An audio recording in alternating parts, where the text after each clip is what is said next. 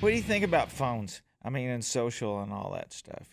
There's certain times of the year, and anytime I have something happen, it's a huge event in my life, and I want to share it. That's one thing. But I'm not really a day-to-day social media guy. I think the people that really follow us, it comes to the BG Nation, I think, and I've asked several of them, and they agree, they would rather me be out living. And I've always, my records have always been chapters of my life. And, I'd rather my record come out and have somebody, know me through my songs. Mm-hmm. My day-to-day life, especially being married now, I like that to kind of be personal and private. That's my wife's time. Yeah. But I do think, of course, social media is necessary for our business and what we do. But Yeah. I'm not. They won't even let me have my own Facebook password. 'Cause they know that if the wrong thing gets said, I will want to chime in. So I have to really concentrate and really, just make myself available to the people and places that I started writing songs about. If I'm not living, if I'm not, going to spend that time, going to see my pop and sitting in the bike shop and working on a freaking primary with him and just doing something random and carrying on a conversation with him. At what point, when you stop doing those things, do you change and become somebody that's checked out and all about, social There's media nothing and more who you important are, than that time either. For sure. It is. I think all of us have lost, especially, my dad that I was so close to, and I was the same way with my grandfather growing up hunting.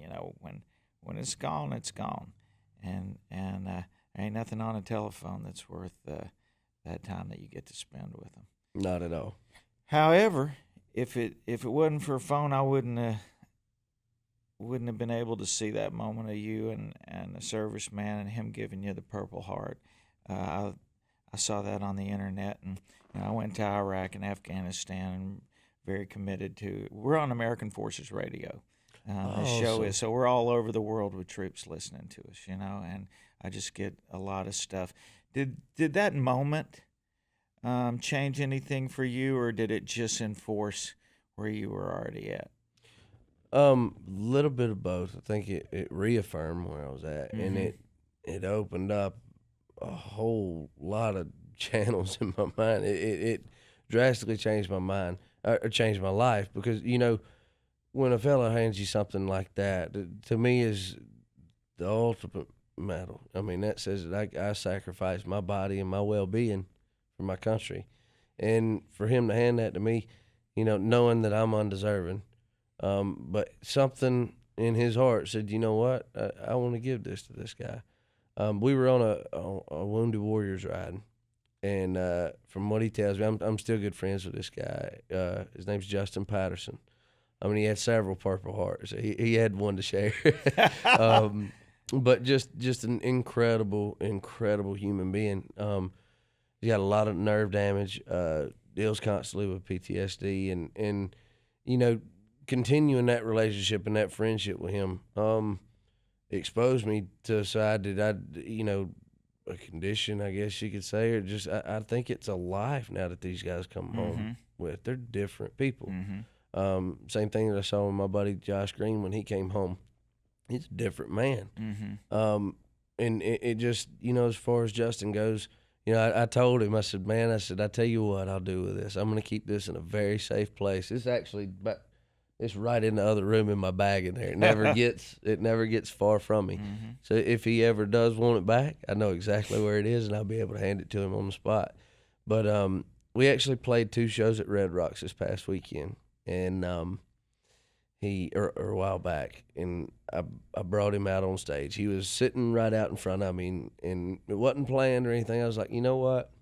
It was an extremely emotional moment, just because that place is a legendary venue, and it just, there were some magical things going on. And I said, you know what, man, come up here. And I didn't know what was going to happen, but I felt like I wanted to introduce him to 10 or 11,000 people that didn't know him. I wanted them to see the guy that I'd got to know, and let him show his face. And he got on the mic, and he said, the one thing he said that I think shook everybody there and punched me in the chest again was, I want everybody to remember one thing, And he said, that's the true heroes never came home. Yeah. And to me, when I think about that, you hear people say all the time, freedom ain't free. You hear them say that, all gave some gave all. But, really, until I went on that ride with him and I sat around, and one of my favorite things to do, and I'm sure the same for you when we go hang out with vets, is to hear stories. Yeah. I mean, I have tremendous respect for these guys and girls, and tremendous appreciation, but a little bit of it's selfish too. I love hearing stories. I love hearing how things that have happened overseas change their life for the good, better and worse. Yeah. Because I feel like I won't ever understand, but anything that'll get me a step closer, I feel like it's important. And my wife has kind of picked up on it as well. She resigned from teaching and decided to go back to college. We did that Chattanooga show a while back, and she met several of the widows and families from that shooting, and decided she and my cousin wanted to start something called the Blue Heart Initiative that they're working on. They have 2 homes close to us in Georgia where vets are going to be able to bring their entire families down. She's going to do some work with the children. She taught children, and that was her what she was doing before, and she's working on that. So I kind of get to do that vicariously through her, and that's something that I want to always keep close to my family's heart. As the head of my family, I want to make sure we do respect our vets, and that when it comes time for children, that they show respect, and they know the appreciation that my wife and I have for the people that put their lives and on the line for. I think you our make country. a good point, though, because a lot of vets really want to talk about it. It's last time I was in Afghanistan, we went to Germany before we went home. I was with Admiral Mullins, and most all these guys in this hospital had just been hit and had just lost limbs and whatever. I said, man. Of course, I had Robin Williams with me, who was not intimidated by anything. Yeah, right. I asked. He kept things pretty lively, but I asked Mullins. I go, I don't know what to say. I said, I'm a talker, man, but this is over my head. He goes, just ask him what happened. And man, I had some of the greatest, longest. I think it's sort of like you and around alcohol. It's like they want people to embrace them and their journey and whatever like that. This was a girl that I met in Iraq back in 2008. I was the only female medic who was ever killed in duty. She would follow these convoys and help put them back together, keep them alive till they could get to a hospital. 24 years old on her last run, and we were pen pals. I had met her over there on my first trip over. And her dad gave me that, and I said, I'll wear that the rest of my life every day. It's just you and me both. It's a good memory. Yeah. This one here's Jonathan Luton's. This is the fella that the first verse, one hell of an amen's about. His mother gave this to me. One of the most awesome things that I've ever seen or been blessed with being a part of was my best friend from home. One of my best friends, Josh Green, came home from a tour in Iraq, and he was shook. PTSD was crawling all over him, and it was during a time when I was drinking my tail off, and both of us got together and we'd drink a good bit, and he'd share stories, and I guess he just felt comfortable talking in front of me, and he told me stories even before it had happened about his war buddy over there. This fella's name was Jonathan Luton, and I was kind of like, we were best friends back home, so I'm hearing about this other dude. I was like, who taking my place over there, But he came home and he had shared the story with me of how it all went down. What he had not shared with me was that he had not found the strength yet to speak to Jonathan's mother at length about what happened. And we were at our Christmas party that we have every year. Or no, it was my birthday party actually. And he was looking over my schedule trying to find out when we could go on a hunting trip. And he saw one of the notes that I'd made beside a show that said Jonathan Luton's mom and sister coming. And he said, you know what, man? He said, instead of a hunting trip, would you mind if I tagged along with you, to that one?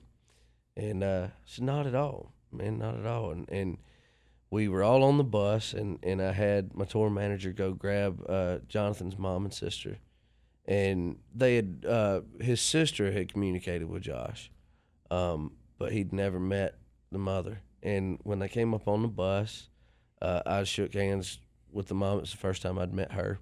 Hugged the sister's neck, and I said, I introduced him to my wife, and I said, and y'all, this is my buddy Josh Green.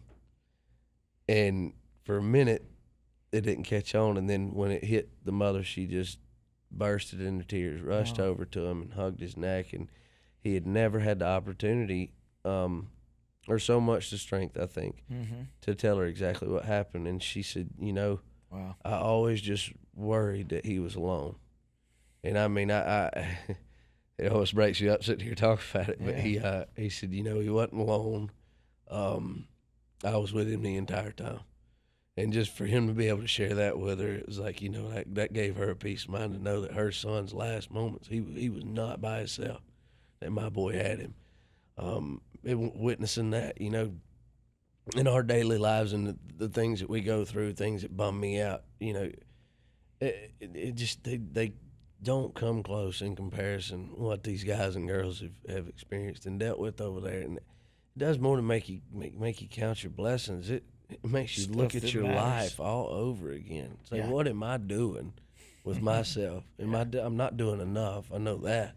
But what can I do more of? It's just, man, and I know you being over there, seeing things like that, it's crazy that when we go, I know you're like I am. It's an honor for us to be there. Absolutely. But when these guys and girls turn around and just show you how appreciative they are that you brought a piece of home to them, you know, that USO program and what you're involved with, just, I mean, man, it makes all the difference in the world to them. And seeing how much they appreciate it just makes you feel small all over. Yeah, again. man. Well, God bless them. God bless you. Yes, sir. I appreciate Thanks for you having coming me, in. man. Enjoyed Always. visiting.